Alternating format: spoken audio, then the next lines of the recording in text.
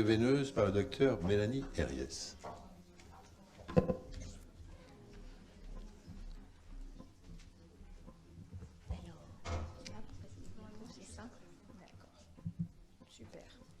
Bonjour à tous, moi je m'appelle Mélanie Herriès, je travaille au laboratoire de génétique de la Pitié-Salpêtrière et je vais vous présenter l'exploration génétique somatique des malformations vasculaires à partir de biopsies liquides, qui est une étude que nous avons réalisée en collaboration avec la consultation des angiomes d'Anouk-Bisdorf grâce au soutien financier de la filière qu'on a obtenu en 2021. Donc, juste quelques mots pour vous dire que les malformations vasculaires regroupent différents types d'anomalies qui sont classées selon le type de vaisseau sanguin ou lymphatique dans la classification internationale de l'ISSVA. Qu'il existe, vous avez ici quelques images de malformations capillaires, veineuses, malformations artério-veineuses et lymphatiques dans l'ordre. Il existe quelques rares formes familiales, mais dont je ne vais pas du tout parler aujourd'hui, mais la plupart sont des malformations sporadiques. Et il a été décrit depuis quelques années des variants somatiques comme étant décrits à l'origine de ces malformations.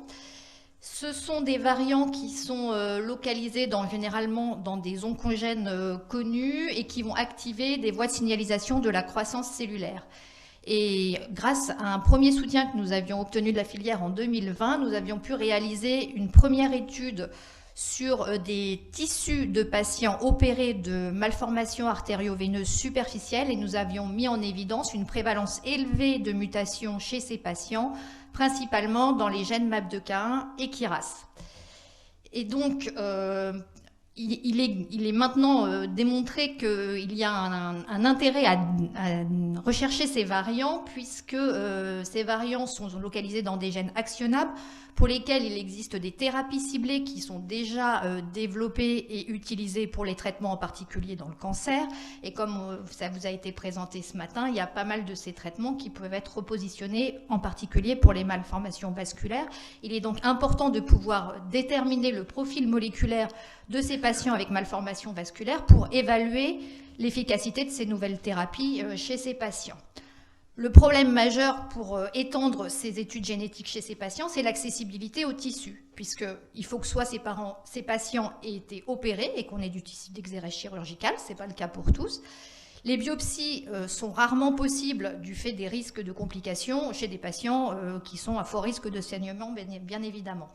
Donc, une possibilité, c'est d'utiliser l'ADN circulant extrait à partir de biopsies liquides.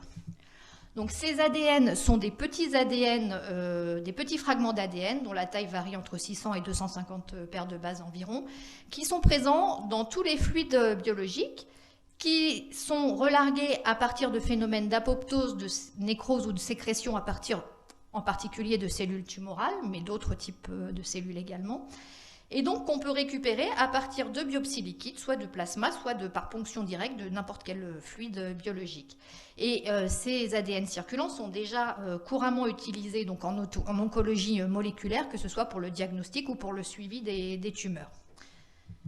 Donc nous avons soumis un appel à projet pour évaluer la faisabilité de la détection des variants somatiques à partir de ces ADN circulants pour des patients atteints de malformations vasculaires à flux lent. Dans notre étude, ce sont des malformations lymphatiques, ou à flux rapide, des patients atteints de malformations artério-veineuses. Nous avons cherché à évaluer et à optimiser la sensibilité de détection à partir de ce type de matériel selon le site de prélèvement ou la technique utilisée. Donc jusqu'à présent, nous avons pu récolter, on va dire, des prélèvements pour 88 patients avec malformation vasculaire, 33 patients avec malformation lymphatique, pour lesquels nous avons eu donc 33 prélèvements de liquide lymphatique prélevés par ponction directe, et 55 patients avec malformation artério-veineuse prélevés à différents sites, puisque, comme je vous l'ai dit, on a voulu étudier l'impact du site de prélèvement. Donc, on a réalisé des prélèvements. Enfin, les neurochirurgiens ont réalisé des prélèvements soit au plus proche de la lésion, donc neuroradiologue, pardon, excusez-moi, je veux passer personne.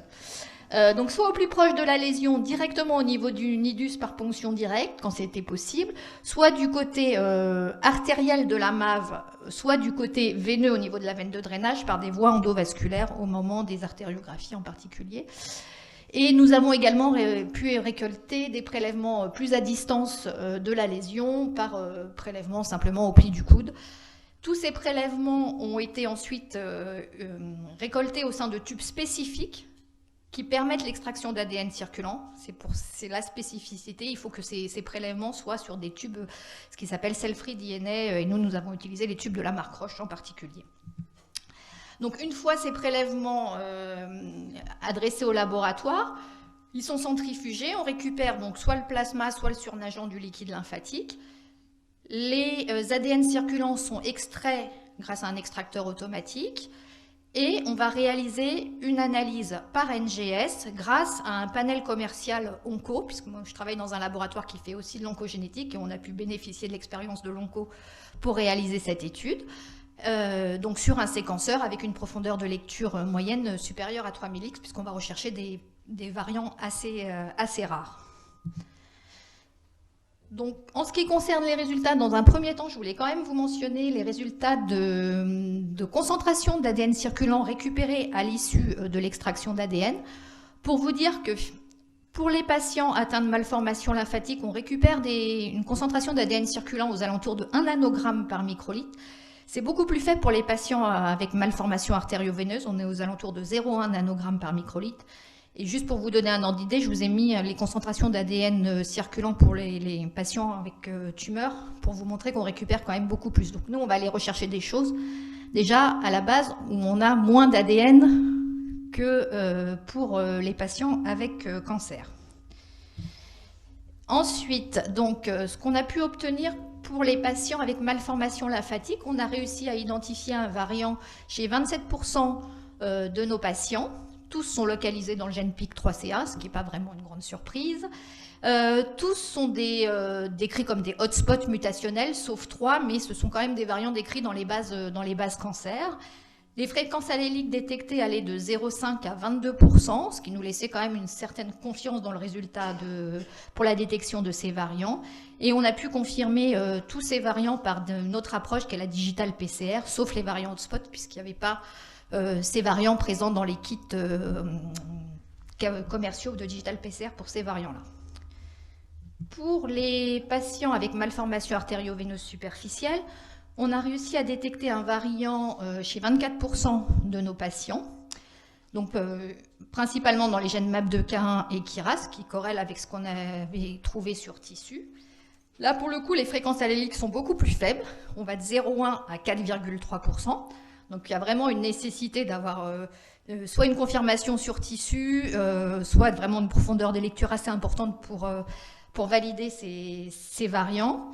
Et c'est ce qu'on a pu obtenir pour les VAF en particulier les plus faibles, où on a pu avoir du tissu et retrouver le même variant sur le tissu, ce qui nous a conforté dans nos résultats obtenus sur ADN circulant.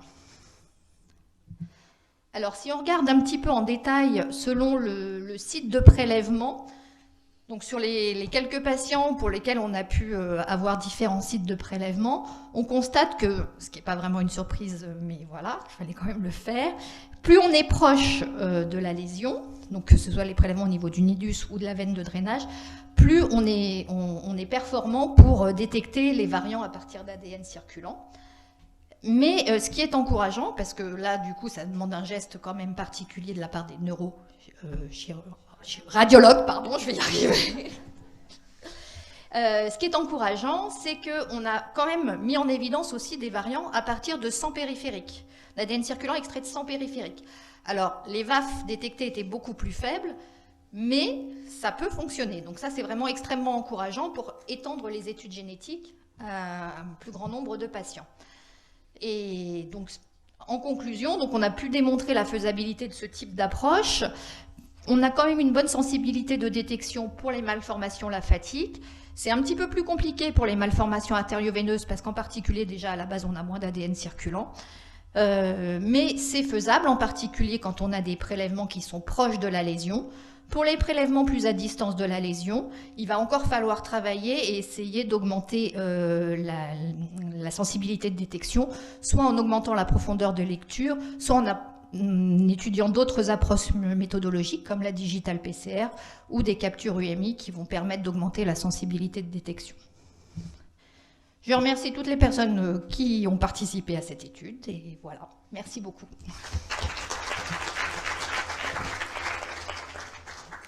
Merci. Les questions commencent. Est-ce que dans les cas où vous avez eu du son périphérique positif, c'était corrélé au volume de la lésion? C'est-à-dire que les volumes, les grosses lésions, effectivement, il y avait plus de variants retrouvés. Alors, je ne sais pas par rapport à la taille de la lésion, ça faudrait demander. Voilà. Par contre, par rapport à l'agressivité de la lésion, on a remarqué que les lésions qui étaient en récidive ou des Les Schumlinger en plus poussée, élevés, voilà, Schumlinger 3 stades, sont plus... voilà, d'accord. on arrive mieux à les détecter sur le sang périphérique. Deuxième question, vous ne l'avez pas fait pour les malformations veineuses, pour rechercher de TEC, etc. Pourquoi? On a commencé, le problème c'est que, par exemple, TEC et tout ça, ce ne sont pas des gènes qui sont dans les panels commerciaux Ouais, onco, c'est ça. donc il faut des approches spécifiques. Ouais, ok, merci. Voilà.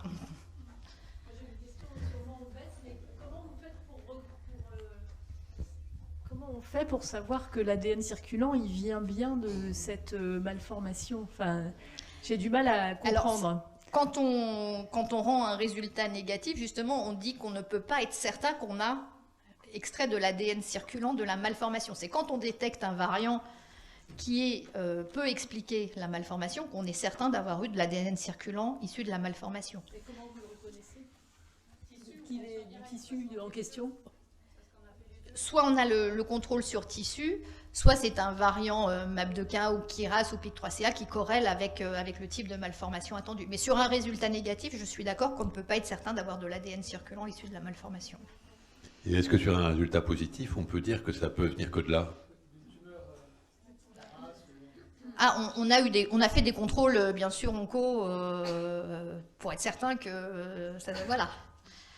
Et sur l'intérêt d'utiliser des panels plus spécifiques, sur tissu, il faut savoir qu'on a aussi des variants RASA ou EPHB4, qu'on ne retrouve pas évidemment en ADN circulant, parce que ce ne sont pas des gènes pareils qui sont dans les panels onco. Donc il y a vraiment un intérêt à utiliser des panels spécifiques vasculaires pour ce type d'approche.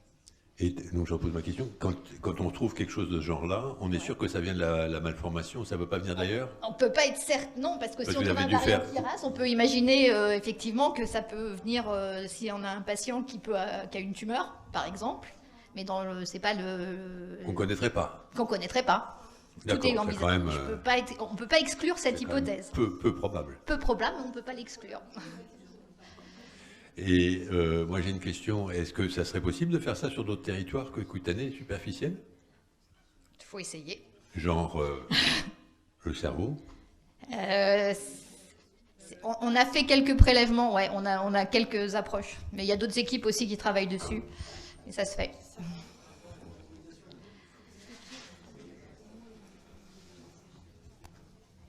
Oui, bonjour, Stanislas Majdet de la Fondation Rothschild. Donc c'est effectivement un projet qui est actuellement en cours avec des prélèvements qui sont en cours, tout à fait, sur plusieurs centres du réseau.